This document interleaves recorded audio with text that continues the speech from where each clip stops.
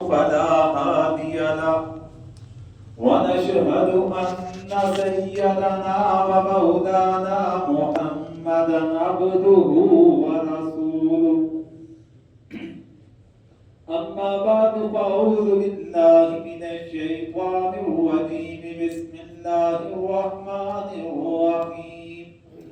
إن الله وملائكته يصلون على النبي يا أيها الذين آمنوا صلوا عليه وسلموا تسليما اللهم صل على محمد وعلى آل محمد كما صليت على إبراهيم وعلى آل إبراهيم إنك حميد مجيد اللهم بارك على محمد وعلى آل محمد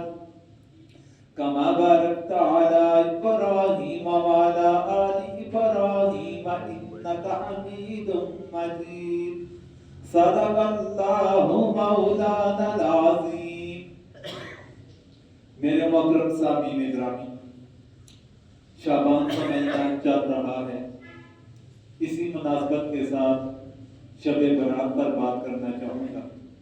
دعا کیجیے اللہ تبارک و تعالیٰ قرآن و سنت کی روشنی میں صحیح اور حق بیان کرنے کی، آپ سب کو سننے کی، اور اللہ تبارک و تعالیٰ ہم سب کو عمل کرنے کی توفیق عطا فرمائے. محترم سامعین گرامی، سابقہ اقوام کی طرح مسلمان بھی اپنے دین میں افراط و تفریط کا کافی حد تک شکار ہو چکے. بعض معاملات کو جو معمولی نوعیت کے ہوتے ہیں انہیں بڑھا چڑھا کر بیان کر دینا، اور جو اہمیت کے حامل کام ہوتے ہیں انہیں بالکل نظر انداز کر دینا،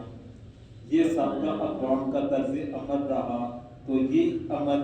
مسلمانوں کے اندر بھی آج پایا جاتا ہے، اور اس چیز کا پایا جانا بھی ایک طرح کا دیکھا جائے تو ضروری بنتا بھی ہے، کیونکہ نبی کریم علیہ السلام کی اس امت کے متعلق یہ پیشن گوئی بھی موجود ہے احادیث مبارکہ میں کہ سابقہ اقوام کے قدم کے اوپر یہ لوگ قدم رکھیں گے، اور وہ زمانہ تو آنا تھا، آئے گا، اور یہ زمانہ چل بھی رہا ہے کہ جس طرح سابقہ اقوام جو کچھ وہ کام کرتے رہے تو وہی کام اس امت نے بھی کرنا ہے. تو لیکن نبی کریم علیہ السلام نے یہ کام کرنے کا حکم نہیں دیا کہ تم نے ان کے نقش قدم پر چلنا ہے.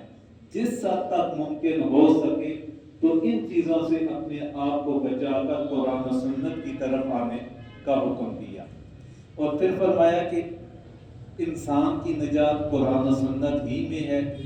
اور اسے اتنی مضبوطی کے ساتھ تھام دو کہ جس طریقے سے جبڑوں کے اندر کسی چیز کو تھام دیا جاتا ہے، کہ ہماری نجات کا ذریعہ وہ قرآن و احادیث ہی ہیں، نبی کریم علیہ السلام کی سنت مبارکہ میں. تو بات یہ تھی کہ ہم اس امت کے اندر بھی لوگ افراط و تفریط کا شکار ہو چکے ہیں، اور شب برات کے حوالے سے بھی ہمارا مسلمان طبقہ یا بعض مسلمان طبقہ وہ بھی افراط و تفریط کا شکار ہو چکا ہے. اب اس پر بات کرنے سے پہلے اس چیز کی وضاحت کرنا چاہوں گا کہ محدثین کرام کے نزدیک ایک اصول چلتا ہے کہ اگر کوئی روایت ضعیف ہو، کمزور ہو سند کے لحاظ سے یا روایت کے لحاظ سے، کسی بھی درجے کے اندر اگر اس کے اندر ذوق پایا جاتا ہے، اور اگر وہ ذوق والی روایت اسے روایت کرنے والوں کی تعداد یا روایتوں کی تعداد زیادہ ہو، تو اس صورت کے اندر اگر وہ فضائل کے معاملات میں ہے، اگر وہ فضائل کے لحاظ سے احادیث مبارکہ ہے، تو اس ذوق کا اعتبار نہیں کیا جاتا. ہاں اگر عقائد کے معاملات میں ہے تو پھر اگر روایت ضعیف ہے، اگرچہ کہ ان کی تعداد کثیر ہی کیوں نہ ہو، تو وہ پھر قابل قبول تصور نہیں کی جاتی۔ یہ محدثین کرام کا اصول شروع سے لے کر آج تک یہی تسلسل کے ساتھ ان کا سلسلہ رہا، بلکہ اکثر محدثین کرام کے نزدیک یہ ترتیب ہے۔ اب شب برات کی فضیلت کے معاملات میں ہے بات، تو جب یہ فضائل کے لحاظ سے چیز آ رہی ہے تو فضائل کے لحاظ سے آنے کی صورت میں تو پھر اگر روایتیں ضعیف ہیں، سند کے لحاظ سے کمزور بھی ہیں، لیکن فضائل کے لحاظ سے ہے تو پھر یہ قابل قبول تصور کی جاتی ہیں، کیونکہ اس میں ہمارے معاملات عقائد کے لحاظ سے نہیں بنتے،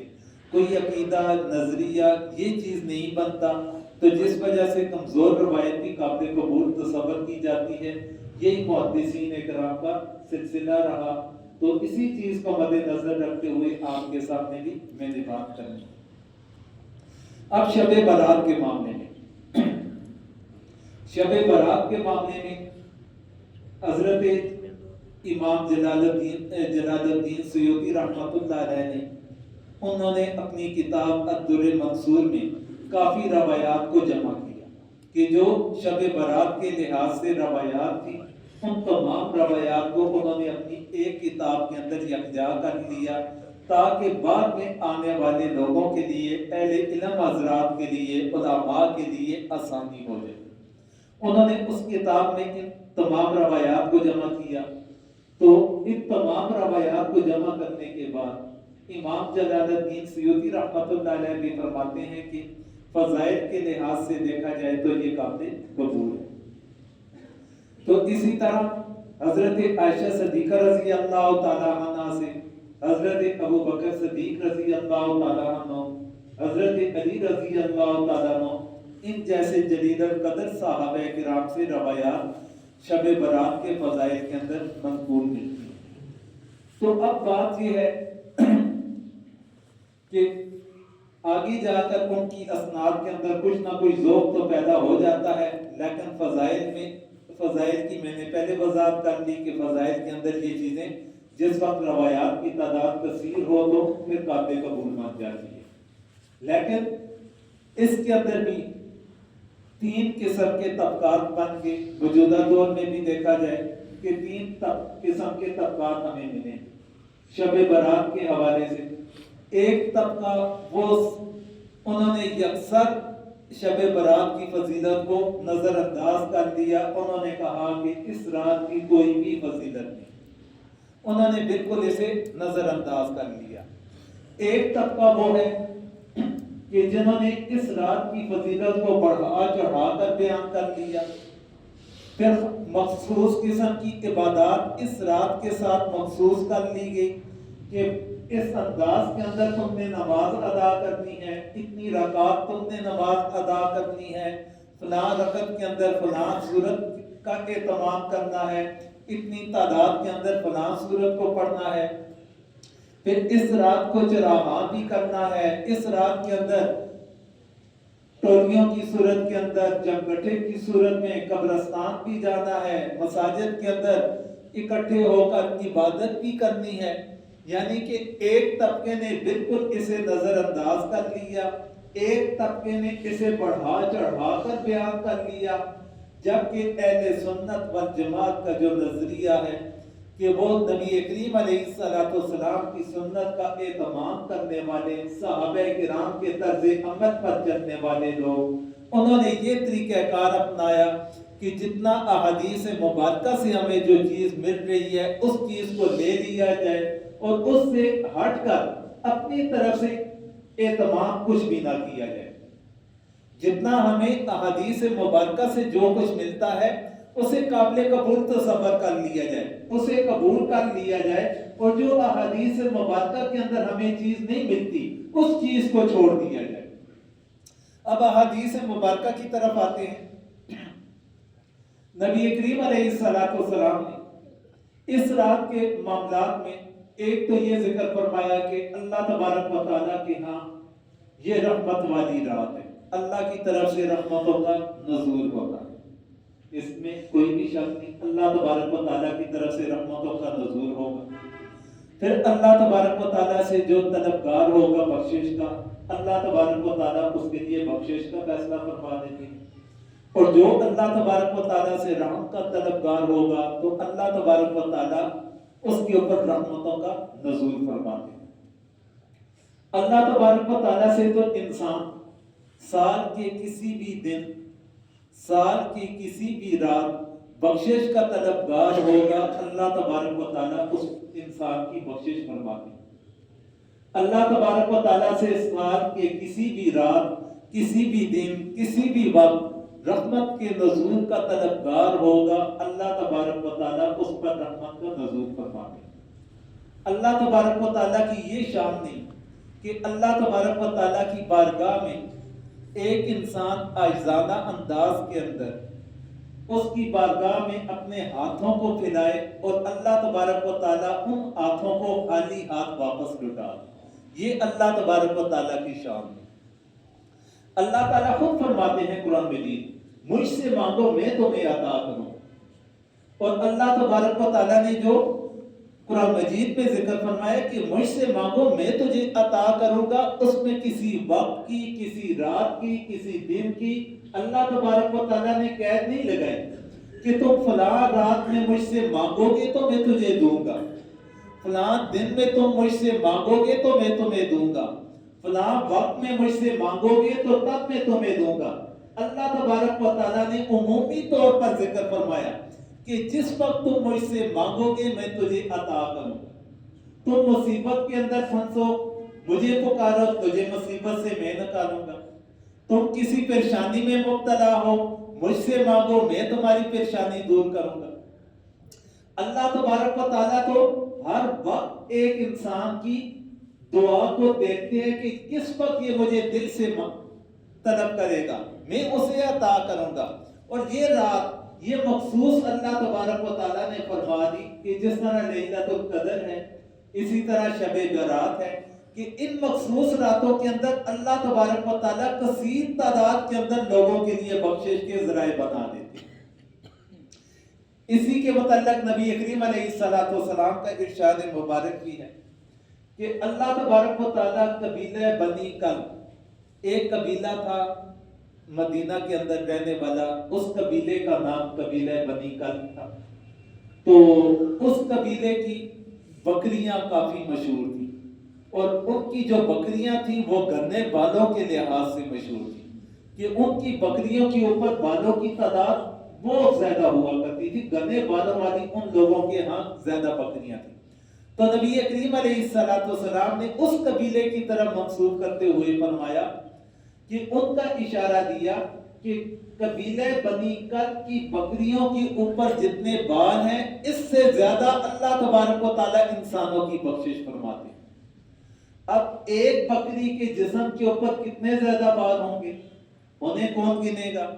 پھر اس قبیلے کے متعلق ذکر فرما دیا، اور قبیلہ بھی کتنا بڑا ہوگا، اور ان قبیلے والوں کے پاس بکریوں کی تعداد کتنی ہوگی۔ تو پھر انسان اندازہ لگا لے کہ اس رات اللہ تبارک و تعالیٰ کتنی کثیر تعداد میں لوگوں کو کی بخشش کا فیصلہ فرماتے ہیں۔ پھر ایک حدیث مبارکہ میں نبی کریم علیہ السلام نے کثیر تعداد کے اندر انسانوں کی بخشش کا تذکرہ کرتے ہوئے ساتھ میں اس چیز کی وضاحت فرمائی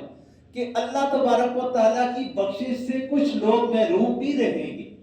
وہ اللہ تعالیٰ سے معافی مانگیں گے لیکن اللہ تعالیٰ انہیں معاف نہیں کریں گے، اللہ تعالیٰ سے معافی کے طلبگار بنیں گے لیکن وہ انہیں اللہ تبارک و تعالیٰ کی طرف سے معافی نہیں ملے گی۔ اب کس طبقے کو نبی کریم علیہ السلام نے ان سے باہر نکالا؟ فرمایا کہ جو بندہ اللہ تعالیٰ کے ساتھ کسی کو شریک ٹھہرانے والا، جو شخص اللہ تبارک و تعالیٰ کے ساتھ کسی کو شریک ٹھہرانے والا،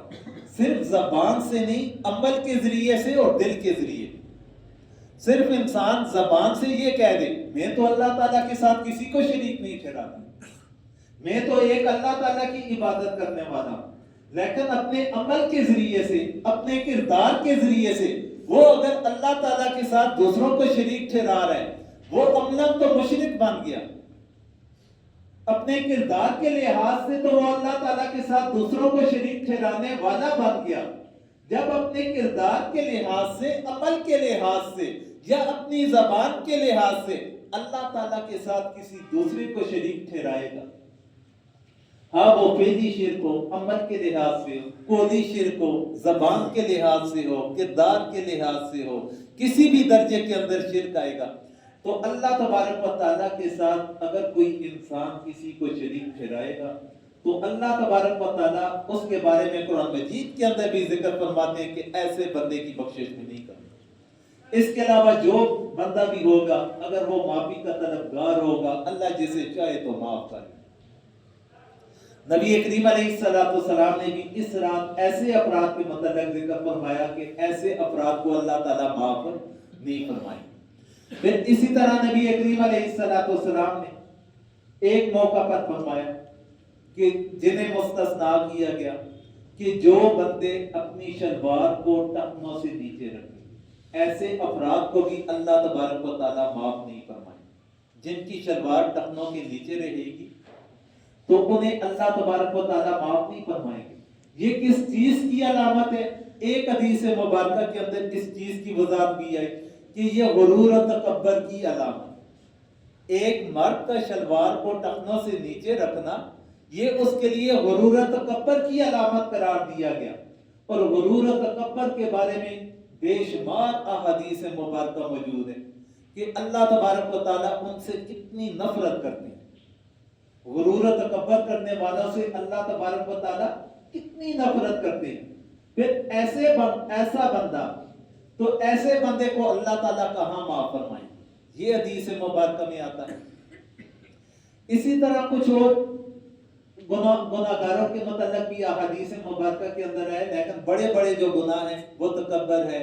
یا اسی طرح شلوار کا ٹخنوں سے نیچے رکھنا ہے. اللہ تعالیٰ کے ساتھ شریک ٹھہرانے والوں کے بارے میں ذکر ہے کہ اللہ تبارک و تعالیٰ اس رات ایسے افراد کی بخشش نہیں فرمائے. تو ان چیزوں سے بچنا صرف اس رات کے ساتھ مخصوص نہیں بلکہ انسان کے لیے ساری عمر کے لیے ہے. ساری عمر کے لیے یہ چیزیں ہیں کہ انسان اپنے آپ کو شرک سے بچانے والا بن جائے، تکبر سے اپنے آپ کو بچانے والا بن جائے، شلوار کو ٹخنوں سے نیچے رکھنے والا اس چیز سے اپنے آپ کو بچانے کی کوشش کرے. یہ چیزیں ہمارے لیے ساری زندگی کے لیے، مخصوص راتوں کے ساتھ اس کا تعلق نہیں، مخصوص ایام کے ساتھ اس کا تعلق نہیں، یا صرف نماز کے ساتھ ہمارا تعلق نہیں کہ نماز کے وقت ہم شلوار کو اوپر کر لیں اور جس وقت نماز ختم ہو تو اس وقت اپنی ترتیب کے ساتھ چل پڑیں. یہ نہیں کہ نماز کے ساتھ صرف اسے مخصوص نہ کیا جائے. جس طرح ہم بھی نماز سے پہلے اعلان کر دیتے ہیں شلواروں کو ٹخنوں سے اوپر رکھ لیں، یہ ایک طرح کی یاد دہانی ہوتی ہے. یاد دہانی کے طور پر ہم کہتے ہیں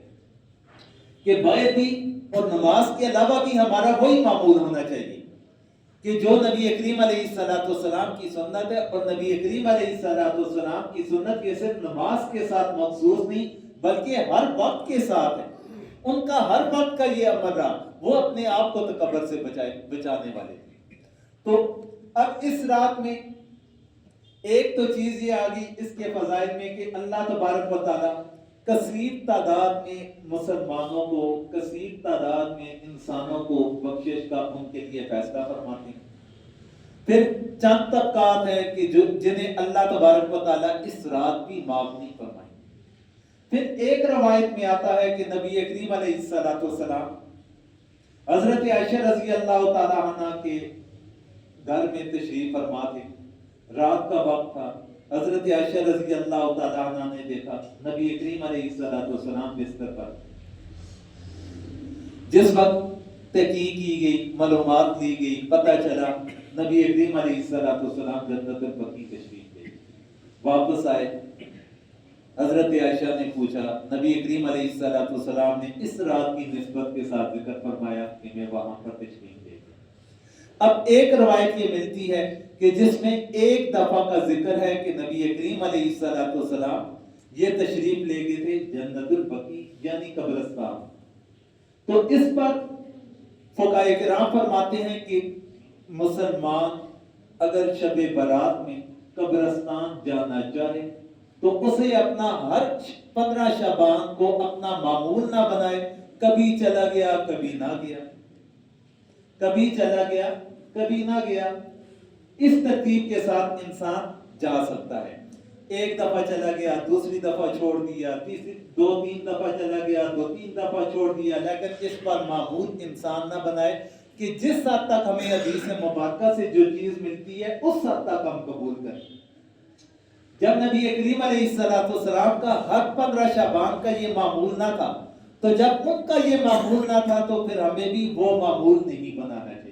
ہمارے لیے بھی نجات کا ذریعہ وہی بنے گا کہ جس حد تک نبی کریم علیہ السلام نے عمل فرمایا اس حد تک ہم عمل کریں، اس سے بڑھ چڑھ کر یا اس کے اندر کمی کر کے ہم یہ کام نہ کریں۔ پھر ایک روایت میں آتا ہے کہ نبی کریم علیہ السلام نے اس رات کی فضیلت کو ذکر فرمایا، ساتھ میں دن کو روزہ رکھنے کا بھی تذکرہ فرمایا۔ رات کی فضیلت کا ذکر فرمایا، ساتھ میں دن کو روزہ رکھنے کا ذکر بھی فرمایا۔ تو وہ بھی ایک روایت ملتی ہے، وہ روایت بھی کمزور ہے۔ تو اس پر فقہاء کرام فرماتے ہیں کہ پھر 15 شعبان کا جو دن ہوگا اس دن کو روزہ رکھنا مستحب عمل تصور ہے۔ 15 شعبان کو روزہ رکھنا یہ مستحب عمل ہوگا، سنت کے درجے کے اندر بھی نہیں، فرض یا واجب کے درجے کے اندر بھی نہیں ہے، کہ جس طرح ہم رمضان کے روزے کا اہتمام کرتے ہیں کہ کوئی بھی صورت نہ ہو کہ ہم سے رمضان کا روزہ چھوٹے نہ، اتنے اہتمام کے ساتھ 15 شعبان کے روزے کا اہتمام نہ کیا۔ اگر کسی نے رکھ لیا